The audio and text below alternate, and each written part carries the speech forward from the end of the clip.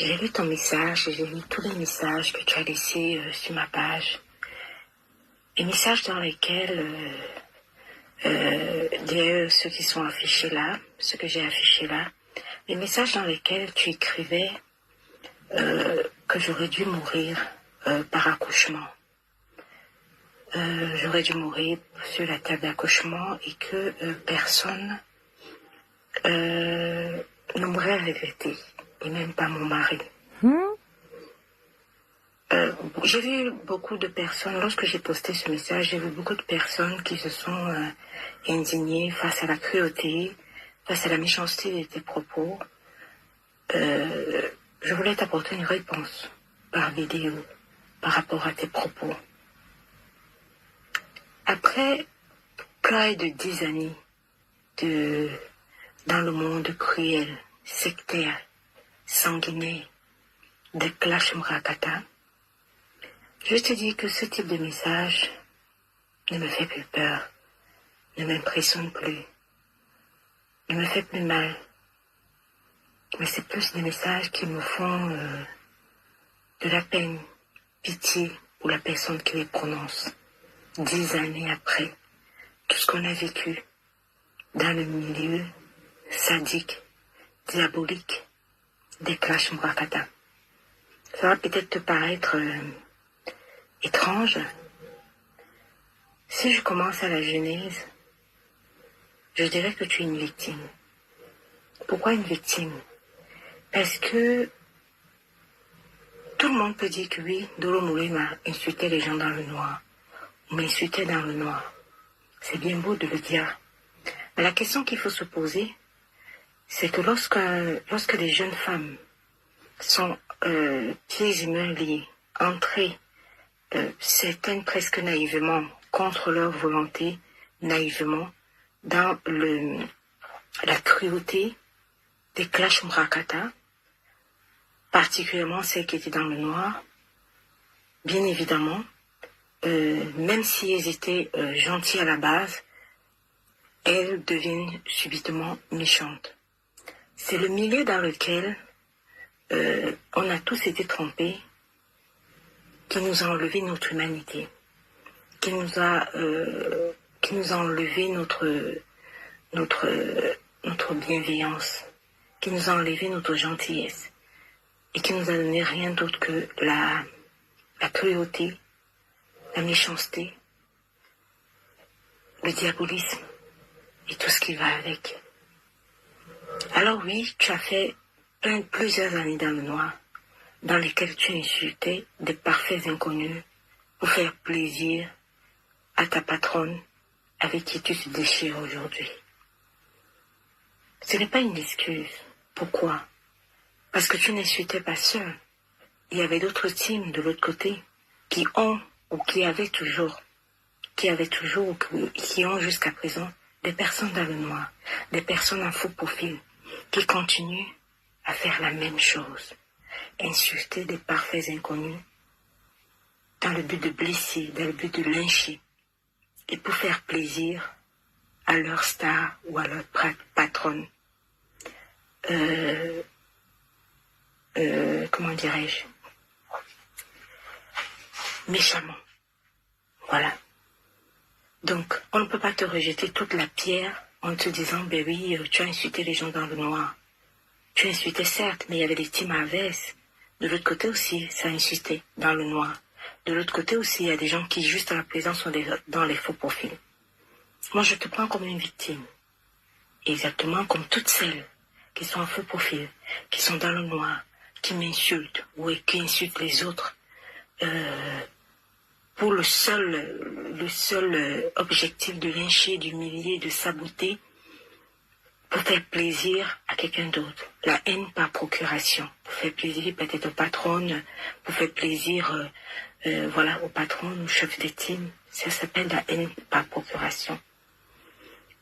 Maintenant, après, les années sont passées et aucune d'entre nous n'est sortie, ne sortira de cet engrenage, de cette cruauté, de cette secte Mrakata japaptique sans séquelles. Je dis bien aucune d'entre nous. ne sortira sans séquelles ou n'est sorti sans séquelles. On y a toutes laissé des plumes. Si on n'a pas laissé des plumes, nos familles y ont laissé des plumes. Ok?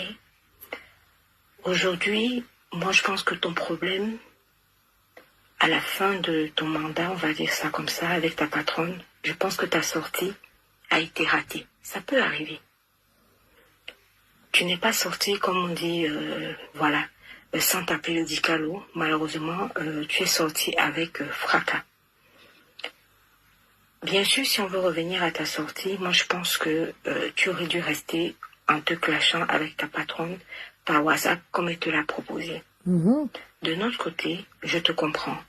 Ta patronne a tellement d'ennemis, il y a tellement de détracteurs que les détracteurs voulaient le sang de ta patronne. Donc tu t'es presque obligé de faire plaisir aux multiples détracteurs de ta patronne en te disant que tu vas leur faire plaisir et tu vas leur donner des informations sur ta patronne, malheureusement, que tu n'avais pas et que tu n'as pas gardé durant ces 7 années. Ça peut arriver aussi. Parce que de toute façon, lorsque tu es entré et tu étais ami avec ta patronne, tu n'imaginais pas une fin aussi tragique. La fin s'est mal passée. Avec la pression des nombreux détracteurs de ta patronne, tu t'es dit que peut-être que tu pourrais éventuellement leur servir la haine qu'ils désirent, lyncher ta patronne, et ils pourraient éventuellement passer par là. Parce que bien sûr, elles se sont servies de toi. Aujourd'hui, on se retrouve dans une situation où Dieu n'a pas voulu ainsi, c'est la volonté de Dieu, et ta patronne avait un peu plus de balles, ou sinon plus de balles que toi tu n'en avais sur elle. C'est arrivé comme ça.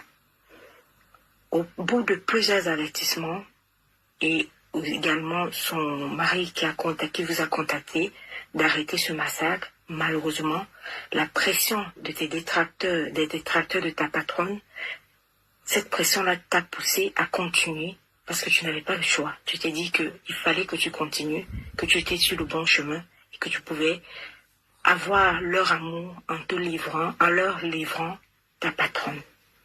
Malheureusement, ta patronne a eu plus de balles et jeu, échec et mat est accoué dans ce game-là. Parce qu'elle a sorti plus de balles pour t'atténuer. Voilà, c'est ce que je vois. Maintenant, il y a ce qu'on appelle dans ce monde cruel, sectaire, diabolique, on appelle ça bouffer ton junkie. Tu es dans ta phase de bouffage d'un junkie.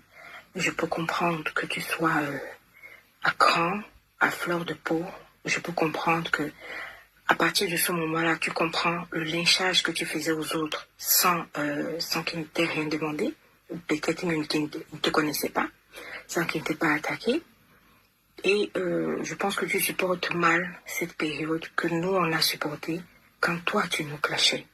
Ça peut arriver. Mais il y a une règle dans le Brakata qui dit que le Ndjangi ne dure quelque temps. C'est-à-dire qu'après, si tu tiens le coup, ton Ndjangi va passer.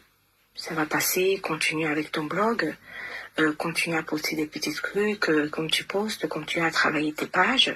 C'est des choses qui arrivent. Tu n'es pas le premier Ndjangi, tu ne seras pas le dernier. D'ici quelques jours, il y en aura une autre qui se fera lyncher et sur laquelle tout le monde va tomber. Alors, par rapport à tes propos, je ne peux que te souhaiter d'enfanter.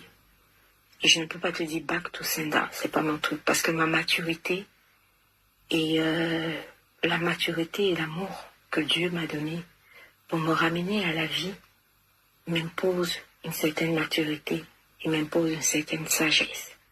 Tu es une jeune femme, tu n'es qu'une victime, comme nous toutes, dans un monde diabolique des clashs Mbakata. Je ne peux pas venir te dire que tu ne vas pas accoucher ou quoi que ce soit, non. C'est pas mon truc. Je vais te dire de faire un magnifique bébé.